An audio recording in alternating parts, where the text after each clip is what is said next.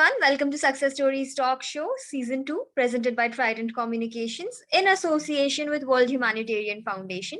I'm Alka, your host for today, and as our guest for today, we have Sahil Shroff.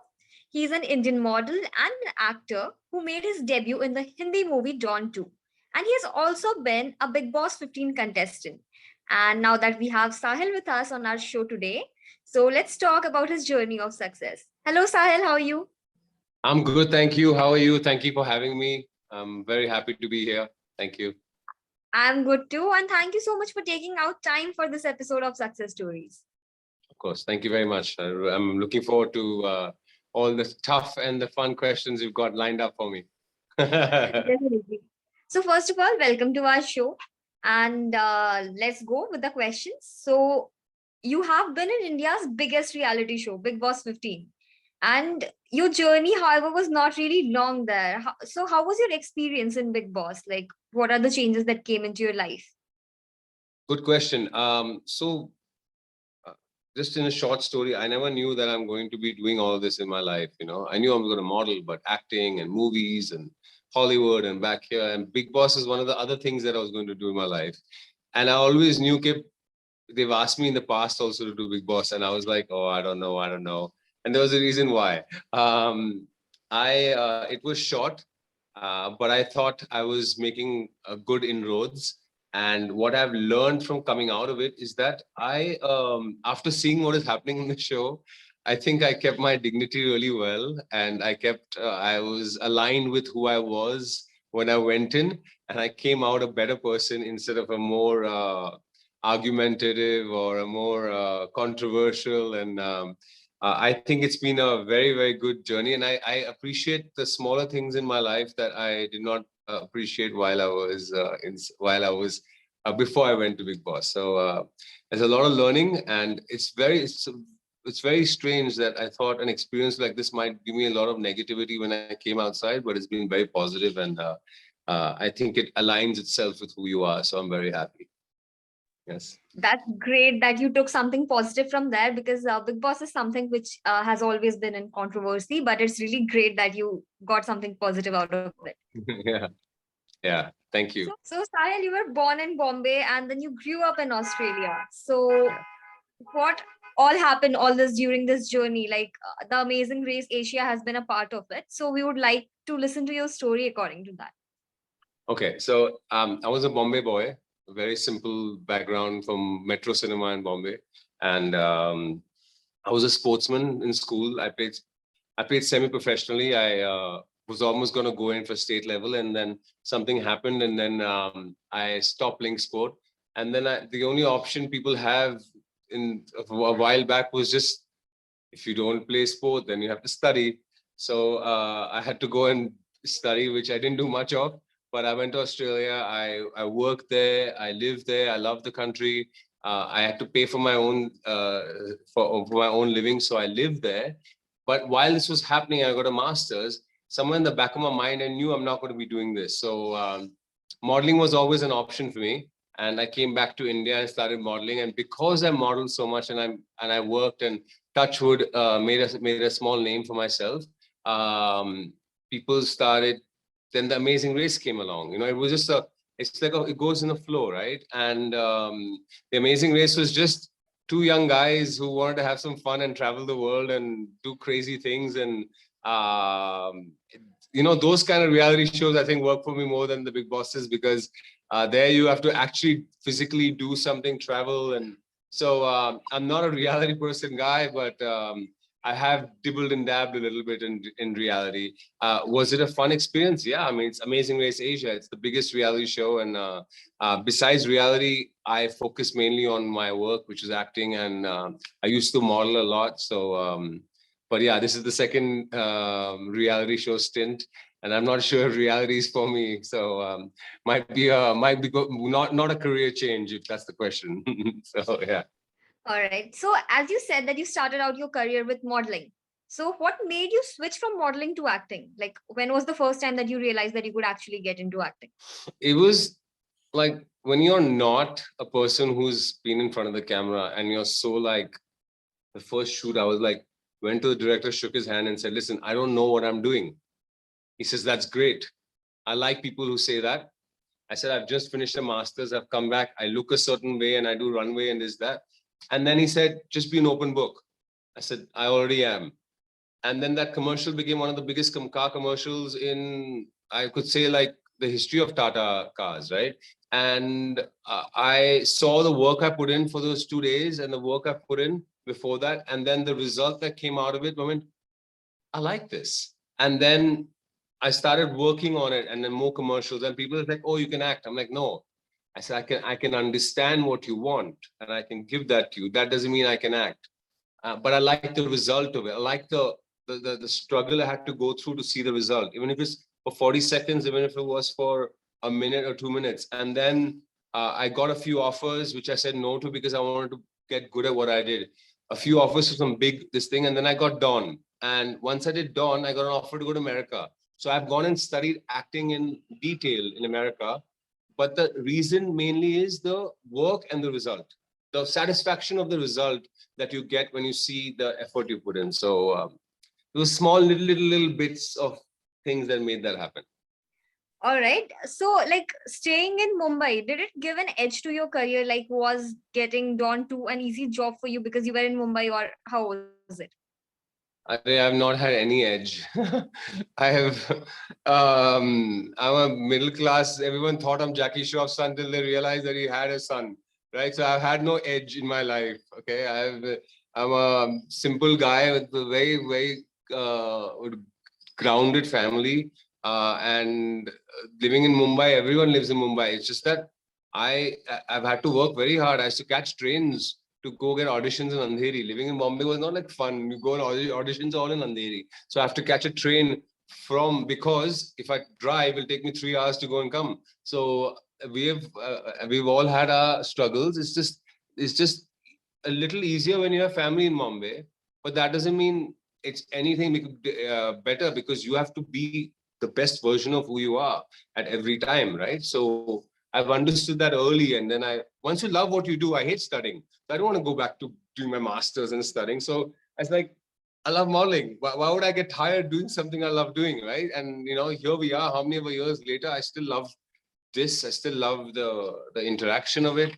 So yeah, it doesn't matter where you're from. Most of the actors are not even from Bombay, and they've done well. So All right. So, after working in all commercials like modeling, TV shows, web series, movies, what is something that you have enjoyed the most?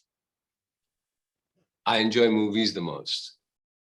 I enjoy movies because I like that one ride of an hour and 20 minutes or 90 minutes. And I got lucky. I did a couple of movies in Hollywood and also movies here. And I love movies.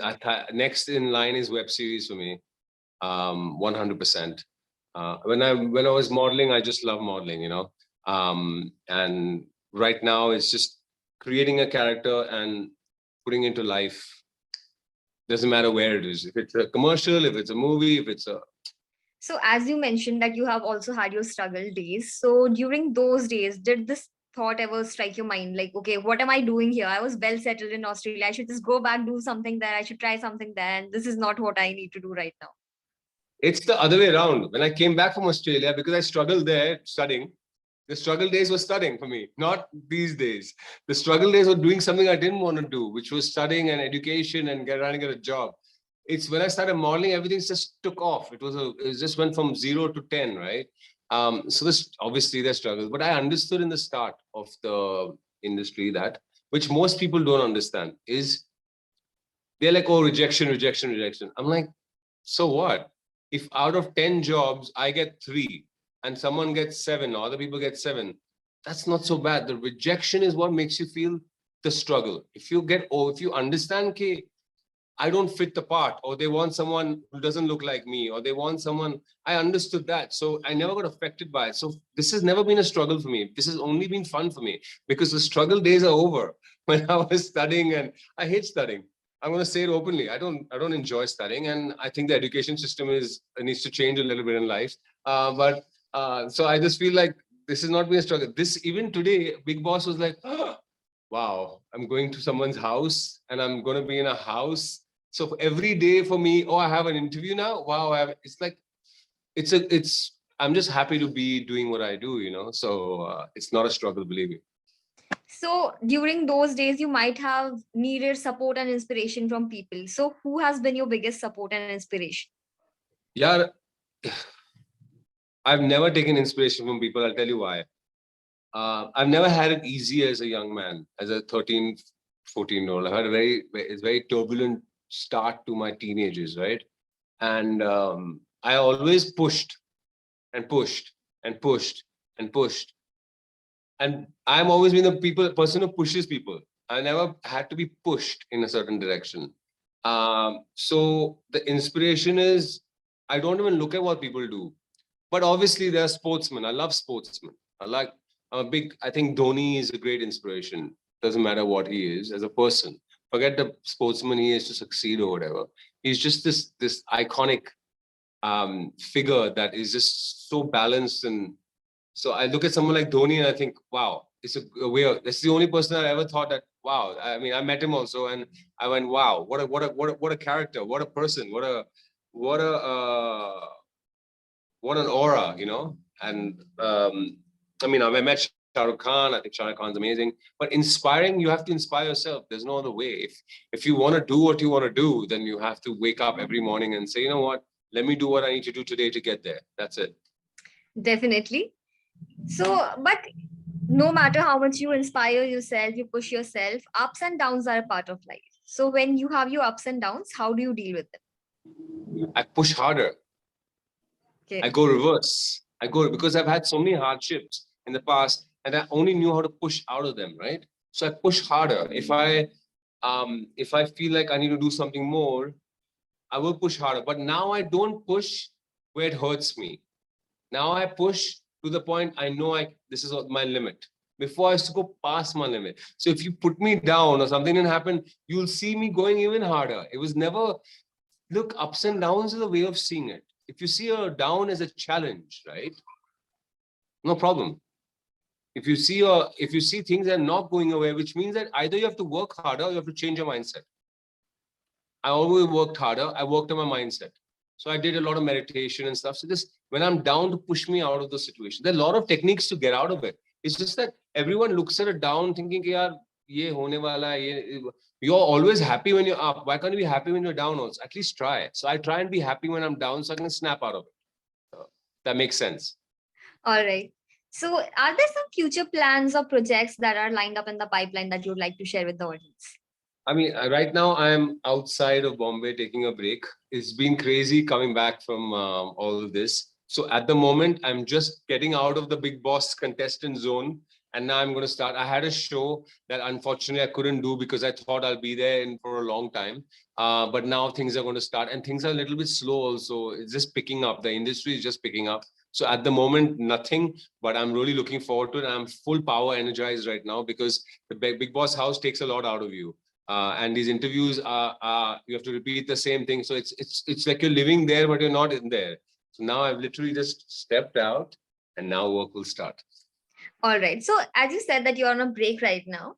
So it so happens that in life, there are a lot of things that we want to follow, we want to do, but due to time consistency, we can't, we just can't. But when COVID happened, lockdown happened, people had plenty of time to follow their passions. So is there something that you took up during the lockdown? So I have a house outside Bombay. So I consistently was hiking, which I do anyways, but I was consistently hiking a lot. And I have been doing yoga now for 2 years. So I picked up yoga. I picked up singing. So I started singing a little bit. Please don't ask me to sing. I'm not there yet. But I started singing a little bit. I started doing a lot of yoga and yeah, just being around and charity. I don't want to talk about it because it's no value if you talk about the charity you did, right? I feel I did a little bit of charity, which has become now a thing I want to try and do sometimes in terms of like helping people because the feeling you get from it. So it's not a hobby, but it's something different. It's a very different feel. So I think everyone should try it out one day. Definitely. And I hope everyone who's watching this follows that. Is there an unforgettable moment or event in your journey that you would like to share with the audience? My whole journey. Yeah. Oh my God, I mean, thousands. Um, I'll share it. Why not? So always I heard about like Shah Rukh Khan being this like magnanimous person, and then I'm like, I met so many. I mean, what can it be? Who can he be, right?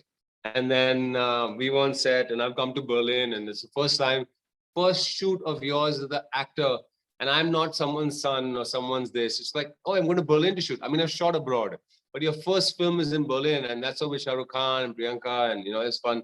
So I don't have butterflies. I don't get nervous. But I'm like, hey, it's that, and then um, finally they're like, oh, come meet Shah Rukh and this, that, and I'm going there, and he's standing there, and he's chilling, and he was talking to someone, and then this crowd of people just waiting in Berlin for him. And then I went up and I spoke to him for like a minute. And in my life, I don't think any human being, or especially a male, has made me feel like weak on my knees and like in awe of this person, right? And I'm like, what is this guy? Yeah? Like, look, like he's not that tall or big, and he's got this aura that was about him, and I was taken away by that aura. I was like, wow, now I see it. I see what people see when they meet him. I see this energy that is magnanimous from this. And then I realized that day that you don't looks don't matter, what you look like, how you're trying to be cool, what you think you are. It doesn't matter. If you are who you are, then your energy is that. And a person like him can be so, his energy can envelop you and everyone around it can feel it. And I asked someone, like, yeah, that's this who he is. And he's so intelligent and warm. And I changed that day. I thought, that's good. Now I'm not a model anymore. Models just have to look good. You're an actor. You are who you are, right? And then I learned from that, and that was a very. And one thing I learned about him is that, not that I try that. It's just naturally who I am. Is you are not alone in this. If I'm talking to you, I'm talking to you, right? You are a part of this conversation. I'm not going to just portray myself. He envelops you into his conversation, right? And you feel at the same level as him as a person and whatever he is. And I like that. I do that with everyone. And I learned that from him, that people already have this impression of you if you're a model or who I was or him, and when you show who you really are, and that's what matters. And I learned that was one of the important things that I learned in in my life. Meeting someone who has this energy that is just, it's nothing like I've ever experienced. All right. Now that we are heading towards the end of today's episode, and World Humanitarian Foundation is our associated partner, and they work towards women empowerment. So, our question is, what are your views about women around the world? Oof, what a broad question, no specificity. Um, I grew up with women. My father passed away when I was young. I've lived around women my whole life. Um, my teacher, my gurus are a female. My yoga teacher is a female. My sister is like my mother. Um, I'm so glad women are finally getting their dues. I'm so glad they're finally getting their level in the world, in terms of, they were already running the world, right? According to me. But I mean, in level of education, in terms of corporate structures should be created for women to get the same amount of respect that men make. But let's not forget this: women run the world. Okay, I've said this before. I say it again. If without a woman, a man is nothing, because a man will only be an egoistic person driving and trying to succeed. A woman gives perspective. She has an ability, a natural ability to see things globally and emotionally see things at that point also. So when women tell me we want the same rights as men, keep the rights, but don't become like men, because you already are so much more evolved, because you're a creator of life, right? When you're a creator of life, You are being given this ability to look at that other lives that you have created to encompass it and to teach it correctly. So I just think that women need to appreciate what is happening and not be so harsh on the men. It's not our fault also, right? We were brought up with egos. We were told to be the best. We were told to push. We were told to not be emotional. We were told all these things, right, in the past. So I just think the feminist movement is great and whatever is happening with women empowerment, but that comes with the other side of the coin. So we have to just be careful of the other side of the coin. That's all. Definitely. And before we leave, there's one last question that goes, because the name of our show is Success Stories. So if you had to define success, what would be the definition?